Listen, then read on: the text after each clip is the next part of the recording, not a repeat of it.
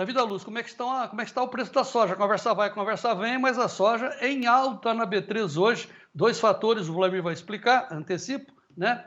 O relatório do SDA de sexta-feira, que já ficou no passado e hoje é preço de petróleo. Mas o maio sobe 0,78% na B3, base Porto, a 33,46 dólares por saca de 60 quilos, 33,46. Estava caindo para os 31, voltou para os 33, hein? Novembro, 29,40, olha aí, né? 29,40 por saca, base Porto Paranaguá. Vamos agora a Chicago, Davi. Já chega, olha, mas não, o julho está excelente, o julho, hein? O maio está com alta de 13,5 a 15,19, ó, 15,19 o bushel. O julho, 14,92, alta 16,5. O agosto, 14,38, alta 16,75. Setembro, 13,61, 14 centes de alta em Chicago. Vou agora perguntar aquela pergunta que vale $1 trilhão para o Vlamir Brandalize. Minuto da soja no ar, Davi. Oferecimento Copavel.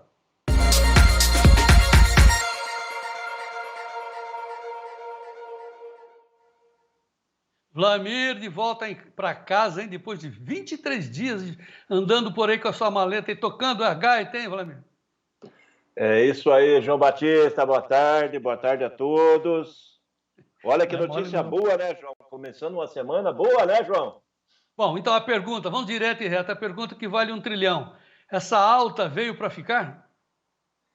Olha, João, eu torço que sim, mas tecnicamente a gente tem que apontar que altas que vêm para ficar são altas quando ela é puxada pelo próprio produto, pela soja ou pelo milho.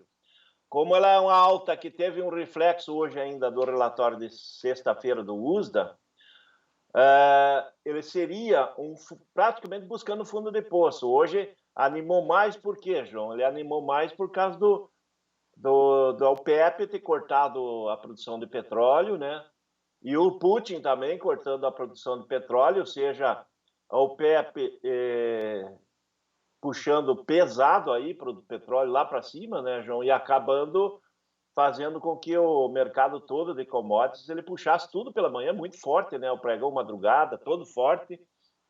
Mas como é o petróleo e são os árabes, João, os árabes amanhã depois podem voltar a ver que petróleo bonito aí acima de $80 o barril, eles voltam a se animar e produzir, porque eles vão levar muita bordoada agora do pessoal da Europa, que está em crise, e vai aumentar a crise europeia por causa disso. Nos Estados Unidos, a pressão inflacionária, o governo americano vai bater forte aí na OPEP também, automaticamente ele vai ter pressão. E ele vai ter pressão também até da China, né, João? Porque a China é o maior importador mundial de petróleo, e isso pode não durar muito tempo. E aí o mercado deixa de influenciar. Então, é uma informação importante, boa, mas é extra grão, no caso. Ela não tem um prazo definido, mas ela não é eterna. Ela vai, amanhã depois ela perde força e a soja volta para os fundamentos dela mesmo, né, João? Então, que nem você perguntou, você vai continuar escalada? Quando perder a força do petróleo, isso aí deixa de existir. E aí vai mandar o quê, João? Na sequência das próximas semanas, a safra brasileira está terminando. Tem dois fatores que vai mandar para frente. O Brasil tem muita soja ainda para negociar, isso está sendo deixado de lado por enquanto, e depois tem a safra americana, né, João? Então, é isso que vai comandar. Volta aos fundamentos da soja mesmo. E os fundamentos da soja, por enquanto, são negativos. Tá. Vamos aos dois outros fatores, né? Que é o preço de Chicago, tá certo? Tem a questão da cotação lá, portanto, e tem, além do base, que é o excesso de oferta no campo, você tem também o dólar. O dólar aqui no Brasil, estranhamente, não é estranhamente, ele está em queda de 5,06, porque as taxas de juros estão altas, está entrando o dólar, não é? Vem buscando a taxa de juros, apesar da inflação, apesar das notícias do Lula aí, que são desesperadoras. Muito que bem. E o dólar index, o dólar internacional, está encarecendo a soja brasileira ou não? Olha, João, ele está começando a encarecer, né, agora com esse nível. Só que, como nós estamos com prêmios negativos muito fortes, ele acaba amenizando, né, porque na sexta-feira, só para lembrar o que foi sexta-feira, o fechamento do dia, a sexta-feira a soja subiu 30 pontos, mas o prêmio caiu 30, caiu 25 a 30, então, em reais, deu pouca influência. Por que o mercado essa semana ele começou levemente em alta, porque o pessoal olhou muito aí para o pregão noturno, e o pregão noturno de hoje, dessa madrugada, ele foi positivo. Então, mercado começando a semana com ganhos importantes, e é possível que na semana nós vamos ter aí cotações boas, as melhores cotações aí em 30, 40 dias, 50 dias. É uma semana que vai navegar positivamente.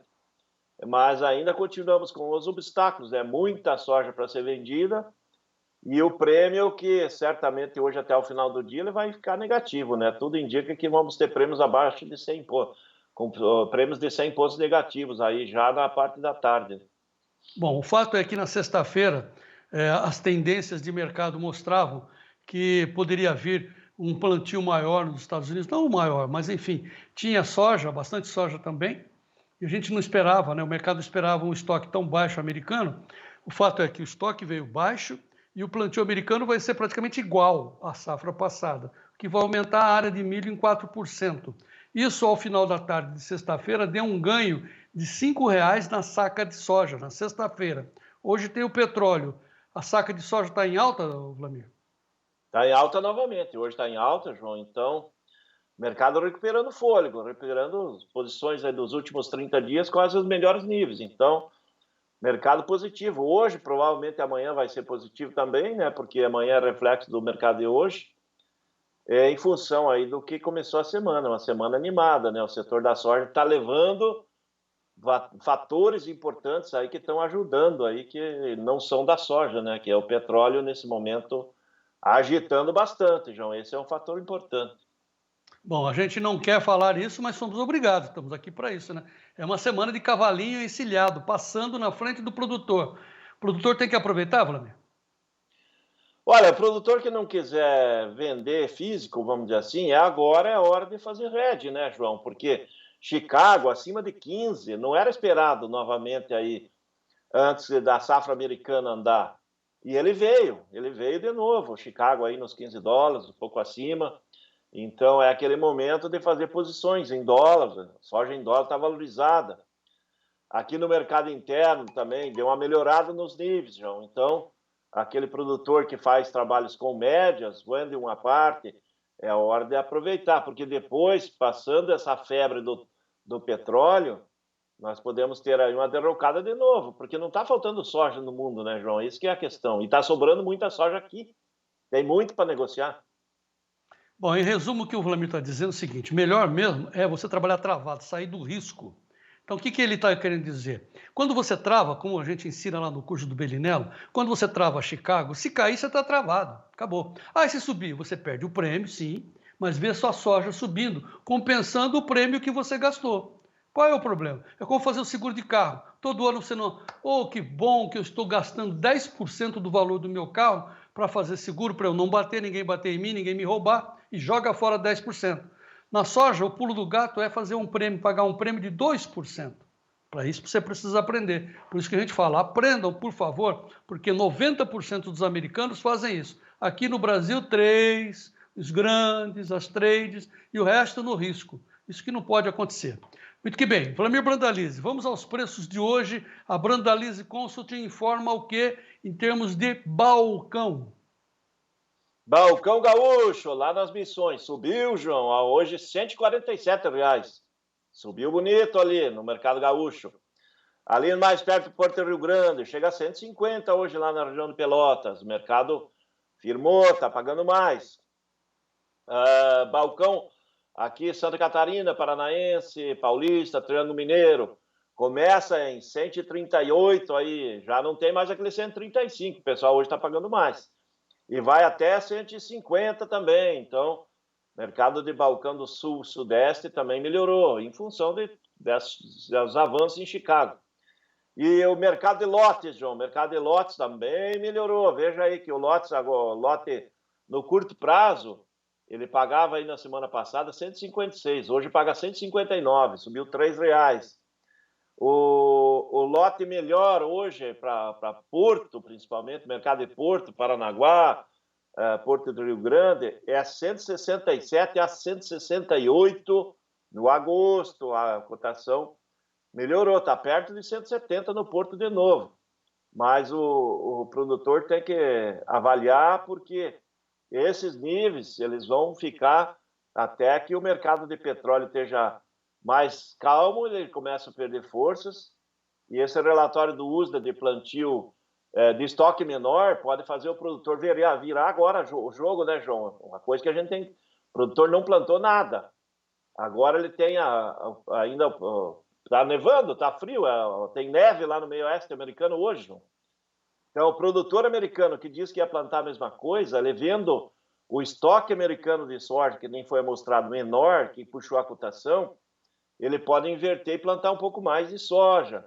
Vou dar um exemplo. O ano passado, a projeção do milho era na faixa de 36,2 milhões de hectares inicialmente, né?